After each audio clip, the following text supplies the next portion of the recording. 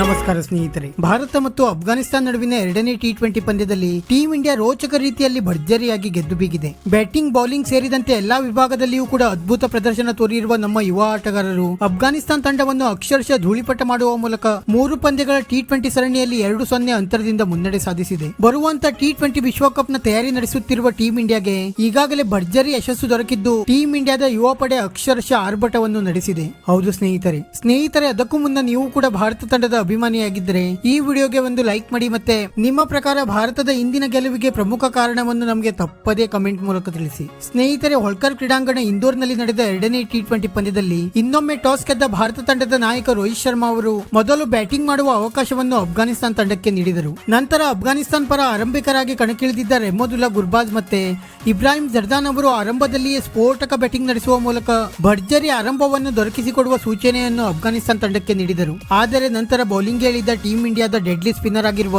ರವಿ ಬಿಷ್ಣೋಯಿ ಅವರು ಗುರ್ಬಾಜ್ ಅವರನ್ನು 14 ರನ್ಗಳಿಗೆ ಕ್ಯಾಚ್ಔಟ್ ಮಾಡಿಸಿದರೆ ಇಬ್ರಾಹಿಂ ಜರ್ದಾನ್ ಅವರನ್ನು ಅಕ್ಷರ್ ಪಟೇಲ್ ಅವರು ಕ್ಲೀನ್ ಬೋಲ್ಡ್ ಮಾಡುವ ಮೂಲಕ ಅಫ್ಘಾನಿಸ್ತಾನ ತಂಡಕ್ಕೆ ಎರಡನೇ ಆಘಾತ ನೀಡಿದರು. ನಂತರ ಬ್ಯಾಟಿಂಗ್ಗೆ ಬಂದ ಅಜ್ಮದುಲ್ಲಾ ಅವರು ಕೂಡ ಕೇವಲ 2 ರನ್ ಗಳಿಸಿ ಶಿವಮ್ ಡುಬೆ ಅವರಿಗೆ ವಿಕೆಟ್ ನೀಡುವ ಮೂಲಕ ಪೆವಿಲಿಯನ್ ಸೇರಿಕೊಂಡರು. ಒಂದು ಕಡೆ ಅಫ್ಘಾನಿಸ್ತಾನ ತಂಡದ ವಿಕೆಟ್ಗಳು ಉರುಳುತ್ತಾ ಸಾಗಿದರೆ, ಇನ್ನೊಂದು ಕಡೆ ಗುಲ್ಬಾದಿನ್ ನಯಾಬ್ ಅವರು ಸ್ಫೋಟಕ ಬ್ಯಾಟಿಂಗ್ ನಡೆಸುವ ಮೂಲಕ ಏಕಾಂಗಿ ಹೋರಾಟ ನಡೆಸಲು ಆರಂಭಿಸಿದರು. ಈ ಹಂತದಲ್ಲಿ ಬೌಲಿಂಗ್ ಹೇಳಿದ ಹರ್ಷದೀಪ್ ಸಿಂಗ್ ಅವರು ಕೂಡ ತಮ್ಮ ಘಾತಕ ಬೌಲಿಂಗ್ ದಾಳಿಯನ್ನು ಇನ್ನಷ್ಟು ಬಿಗಿಗೊಳಿಸುವ ಮೂಲಕ ಅಫ್ಘಾನಿಸ್ತಾನ ತಂಡಕ್ಕೆ ಆಘಾತದ ಮೇಲೆ ಆಘಾತ ನೀಡಿದರು. ನಂತರ ಸ್ಫೋಟಕ ಬ್ಯಾಟಿಂಗ್ ನಡೆಸಿದ ಗುಲ್ಬಾದಿನ್ ನಯಾಬ್ ಅವರು ಭರ್ಜರಿ ಅರ್ಧಶತಕ ಸಿಡಿಸಿ ಮಿಂಚಿದರೆ, ಕೆಳ ಹಂತದಲ್ಲಿ ಕರೀಬ್ ಜನಾತ್ ಮತ್ತೆ ಮುಜೀಬುರ್ ರೆಹಮಾನ್ ಅವರು ಕೂಡ ಅಷ್ಟೇ ಸ್ಫೋಟಕ ಬ್ಯಾಟಿಂಗ್ ನಡೆಸುವ ಮೂಲಕ ಅಫ್ಘಾನಿಸ್ತಾನ ತಂಡದ ಮೊತ್ತವನ್ನು 172 ರನ್ಗಳಿಗೆ ತಲುಪುವಂತೆ ಮಾಡಿದರು. ಮತ್ತೆ ಭಾರತದ ಪರ ಅದ್ಭುತ ಬೌಲಿಂಗ್ ದಾಳಿ ನಡೆಸಿದ ಹರ್ಷದೀಪ್ ಸಿಂಗ್ ಅವರು 3 ವಿಕೆಟ್ ಪಡೆದು ಮಿಂಚಿದರೆ, ರವಿ ಬಿಷ್ಣೋಯಿ ಮತ್ತೆ ಅಕ್ಷರ್ ಪಟೇಲ್ ಅವರು ತಡಾ 2 ವಿಕೆಟ್ ಪಡೆದು ಮಿಂಚಿದರು.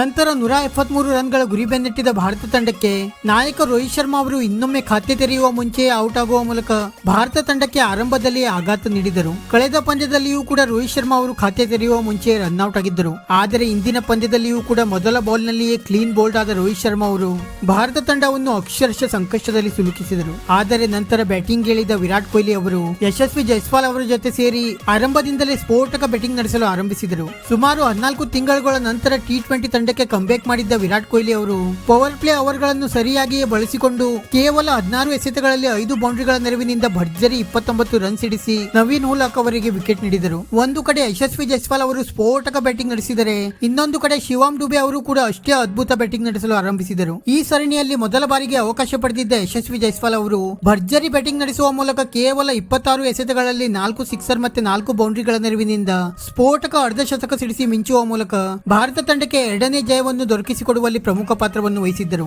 ಯಶಸ್ವಿ ಜೈಸ್ವಾಲ್ ಅವರ ಆರ್ಭಟದ ಮುಂದೆ ಅಫ್ಘಾನಿಸ್ತಾನ ಬೌಲರ್ಸ್ ಗಳು ಅಕ್ಷರಶಃ ಧೂಳಿಪಟವಾಗಿ ಹೋದರು. ಭಾರತ ತಂಡ ಎರಡನೇ ಟಿ20 ಪಂದ್ಯವನ್ನು ಗೆಲ್ಲುವ ಮೂಲಕ 3 ಪಂದ್ಯಗಳ ಟಿ20 ಸರಣಿಯಲ್ಲಿ ಈಗ 2-0 ಅಂತರದಿಂದ ಮುನ್ನಡೆ ಸಾಧಿಸಿದೆ. ಸದ್ಯ ಟಿ20 ವಿಶ್ವಕಪ್ ನ ತಯಾರಿಯಲ್ಲಿ ನಿರತರಾಗಿರುವ ಟೀಂ ಇಂಡಿಯಾ ಈ ಸರಣಿಯನ್ನು ಗೆಲ್ಲುವ ಮೂಲಕ ಈಗ ತನ್ನ ಆತ್ಮವಿಶ್ವಾಸವನ್ನು ಇನ್ನಷ್ಟು ಹೆಚ್ಚಿಸಿಕೊಂಡಿದೆ. ಸ್ನೇಹಿತರೆ, ನಿಮ್ಮ ಪ್ರಕಾರ ಭಾರತದ ಇಂದಿನ ಗೆಲುವಿಗೆ ಪ್ರಮುಖ ಕಾರಣವನ್ನು ನಮಗೆ ತಪ್ಪದೇ ಕಮೆಂಟ್ ಮೂಲಕ ತಿಳಿಸಿ. ವಿಡಿಯೋ ಇಷ್ಟ ಆಗಿದ್ದರೆ ಲೈಕ್ ಮಾಡಿ, ಮತ್ತೆ ಚಾನೆಲ್ ಅನ್ನು ಸಬ್ಸ್ಕ್ರೈಬ್ ಮಾಡಲು ಮರೆಯಬೇಡಿ.